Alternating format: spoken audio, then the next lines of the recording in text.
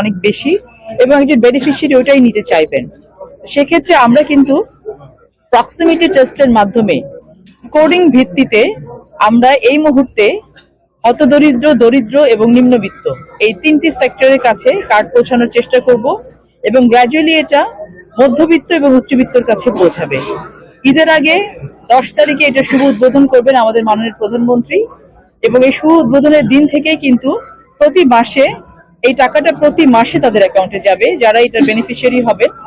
প্রথম মাসে 10,000, তারপরে মাসে আরো 10,000, তারপরে মাসে আরো 10,000, এরকম করে 4 মাসের আমরা একটা প্রজেক্ট এর মধ্যে নিয়েছি, যে প্রজেক্ট ভিত্তিতে আমরা এই 4 মাস ধরে প্রথম মাসে যারা পাচ্ছেন দ্বিতীয় মাসেও তারা পাবেন, তৃতীয় মাসে পাবেন এবং এটা আমরা আমাদের ফিনান্সিয়াল ক্যাপাসিটির উপর ডিপেন্ড করে কতদিন পর্যন্ত চালাতে পারবো সেটা আমরা ভবিষ্যতে জানিয়ে দেব। তবে এটা পুরো বাংলাদেশের নারীদেরকে একটি জায়গায় নিয়ে যাওয়া পর্যন্ত আমরা এই প্রজেক্ট চালু রাখবো এবং ইউনিভার্সালি চালু রাখবো। এই কার্ডের বেনিফিশিয়ারি আমিও হব, আমাদের ডিসি মহোদয় হবেন, কিন্তু দেশের নাগরিক হিসেবে এবং আমরা একটি যে জায়গায় দাঁড়িয়ে আছি সেই জায়গাতে আমরা যে ধরনের বেনিফিট পেয়ে থাকি সেই জায়গা থেকে সেই বেনিফিটটা, ফ্যামিলি কার্ডের বেনিফিটটা আমরা নেবো কি নেবো না এটা আমাদের ডিসক্রিপশনের উপর ডিপেন্ড করবে এবং আমরা যারা এই ফ্যামিলি কার্ডের যোগ্য হওয়া সত্ত্বেও এটা না নিয়ে দেশের জন্য এটাকে আমরা স্যাক্রিফাইস করব, তাদেরকে আমরা অন্যভাবে সম্মানিত করব।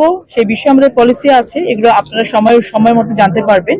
তবে আপাতত 14টা ইউনিটে সারা বাংলাদেশে চয়েস করা হয়েছে এবং সেভাবে 14টা ইউনিটে আমরা ফ্যামিলি কার্ডের কাজ শুরু করবো এবং এই 14টা ইউনিটের মানুষগুলো ঈদের আগেই যারা বেনিফিশিয়ারি থাকবে তাদের অ্যাকাউন্টে টাকাগুলো পৌঁছে যাবে। যদি তারা ব্যাংক অ্যাকাউন্টে নিতে চান প্রেফারেন্স বেসিসে তার সেটা দেওয়া হবে, যদি মনে করেন যে মোবাইল ব্যাংকিং এর মাধ্যমে নিতে চান সেভাবে দেওয়া হবে। যখন আমরা ডকুমেন্ট গুলো কালেক্ট করবো, ইনফরমেশন গুলো কালেক্ট করবো তাদের কাছ থেকে সেই মাধ্যমটা আমরা জেনে নিব যে কোন মাধ্যমে তারা টাকাটা পেতে চান।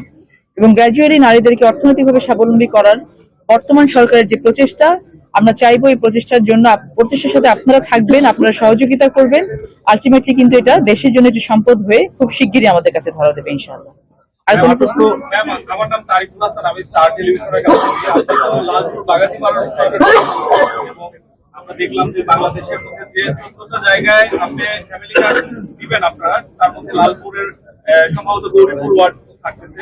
তো জেলার জন্য আপনার হচ্ছে এই উন্নয়নের যে চিন্তা সেটা আরো যে 6টা উপজেলা আছে সেইটা চিন্তা করার সুযোগ হয়েছে কিনা। আরেকটি বিষয় একটু বলতে চাই যে লালপুরের যে 18টা চর আছে সেখানে একটা চর একটা স্কুল আছে ম্যাম, আর 17টা চরে কোনো স্কুল নাই। সেখানে প্রায় 1000-এরও বেশি মানে শিশু শিক্ষার্থী যারা শিক্ষা থেকে বঞ্চিত হচ্ছে। আরেকটা বিষয় যে ওইখানে একটা মানে বালুমহল আছে, ওইটার বাইরে আরো মানে দেদারসে বালু তোলা হচ্ছে আর কি। এই মানে সরকার পরিবর্তন সেইখান থেকে আপনাদের ব্যবস্থা নেওয়ার কোনো সুযোগ থাকবে?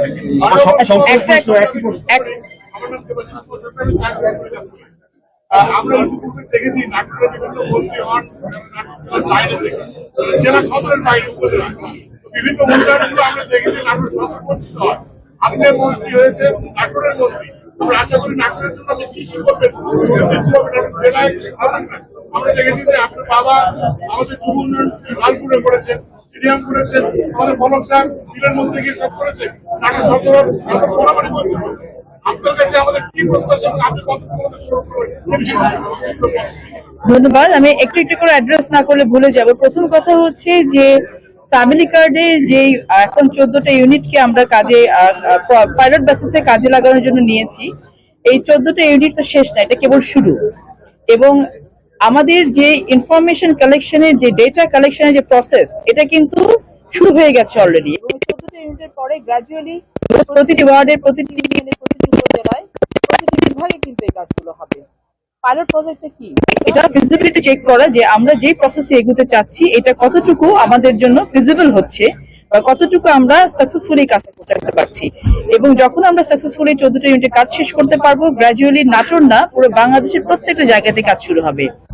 অবশ্যই আমি লালপুর বাগাতিপাড়ার মানুষের ভোটে নির্বাচিত হয়ে এখানে এমপি হিসেবে দাঁড়িয়ে আছি, কিন্তু মন্ত্রী তো আমি পুরো বাংলাদেশের। আপনাদেরকে মাথায় রাখতে হবে যে নাটোরের 4টি আসনের উন্নয়ন করার জন্য যেখানে যে প্রজেক্ট যা করা আমার পক্ষে সম্ভব প্রত্যেকটা কাজ আমি করবো ইনশাল্লাহ। কারণ আমি শুধু লালপুর বাগাতিপাড়ার বিটি না, আমি পুরো নাটোরের 4টি আসনের বিটি হিসেবে কিন্তু এখানে দাঁড়িয়েছি। এবং আমি মনে করি যে নাটোর আজকে আমি যখন এসেছি এই সার্কিট হাউস পর্যন্ত নাটোর সদরের যত আমার ভাইয়েরা, বাবা, চাচারা আমাকে এখানে সম্বর্ধনাতে নিয়ে এসেছেন, আমাকে অনেকে বলতে হয়েছে এটা কিন্তু আসলে আমার নিজস্ব আসন না। তো বুঝতে হবে যে তাদের যে আন্তরিকতা আমার প্রতি আছে, তাদের যে ভালোবাসা আমার প্রতি আছে, এর প্রতিদান আমি দেওয়ার জন্য প্রস্তুত আছি।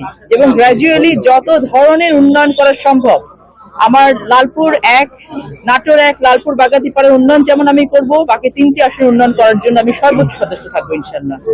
বালুমহলের যে কথাটা আপনি বলেছেন, চরাঞ্চলে স্কুল কলেজের কথাটা বলেছেন, আমাদের দলীয় নির্বাচনী ম্যানিফেস্টোর বাইরে আমার ব্যক্তিগত যে অঞ্চল ভিত্তিক নির্বাচনী ম্যানিফেস্টো ছিল, সেখানে এই কাজগুলো আছে যে চরে বাচ্চাদের জন্য স্কুলের ব্যবস্থা করা এবং বালুমহলকে কেন্দ্র করে যে অনিয়মগুলো চলে, যারা লিগ্যাল ওয়েতে বিজনেস করছেন সেটা নিয়ে কোনো সমস্যা নেই, কিন্তু ইললিগ্যাল ওয়েতে বালুমহল নিয়ে যারা ব্যবসা করতে গিয়ে সন্ত্রাসী কর্মকাণ্ড চালাচ্ছেন, তাদেরকে আমি এই মুহূর্ত থেকে সতর্ক হয়ে যেতে বলবো। কারণ প্রশাসন কিন্তু আজকের পর থেকে আরো অনেক বেশি অ্যালার্ট থাকবে এই বিষয়গুলো নিয়ে। আমাদের বর্তমান সরকার যেমন কারাপশনের বিরুদ্ধে 0 টলারেন্স ঘোষণা করেছে, আমাদের বর্তমান সরকার কিন্তু আইন শৃঙ্খলা রক্ষার জন্য 100% সচেষ্ট থাকবে। এবং তারা বলেছেন, আমিও বলেছি কিছুক্ষণ আগে, কোনো দল দেখবো না, মত দেখবো না, অন্যায়কারী কিন্তু অন্যায়কারী। এবং আমার পাশে দাঁড়িয়ে থাকা কেউ যদি আমার নাম নিয়ে অন্যায় করে, আপনাদের কাছকে আমি এইখান থেকে আমি অনুমতি দিচ্ছি, অনুরোধ করছি যে আমার পাশ থেকেও আপনারা তাকে তুলে নিয়ে যাবেন। কারণ কোনোভাবে কোনো পরিস্থিতিতে নাটোরের কোনো জায়গাতে আমি আর কোনো ধরনের অনিয়ম, এটা আসলে আমাদের সরকার সহ্য করবে না, আমরাও সহ্য করবো না।